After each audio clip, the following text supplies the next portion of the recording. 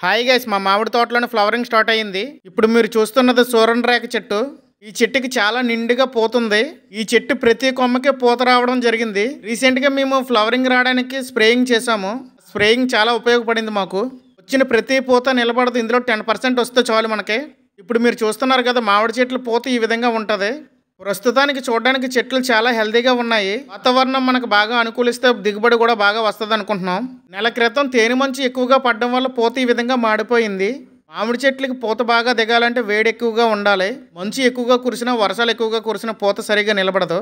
ప్రస్తుతం 10% చెట్లు మాత్రమే పూత దిగాయి. మొత్తం చెట్లు పూత బాగా దిగాలంటే ఇంకా 20 రోజులు టైం పడుతుంది. ఈ బంగిరిబెల్లి చెట్టు చూడండి, తేనె మంచు ఎక్కువగా పడడం వల్ల పూత మొత్తం మాడిపోయింది. మామిడి చెట్లకి ముందుగా దిగిన పూత మొత్తం మాడిపోయింది. ప్రస్తుతం దిగిన పూత అయినా నిలబడుతుందని మేము ఆశపడుతున్నాము.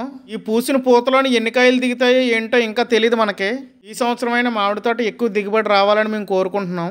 లేటెస్ట్గా దిగిన పూత ఈ విధంగా ఉంటుంది. ఆకులతోటి క్రమేపీ ఆకులన్నీ రాలిపోతాయి.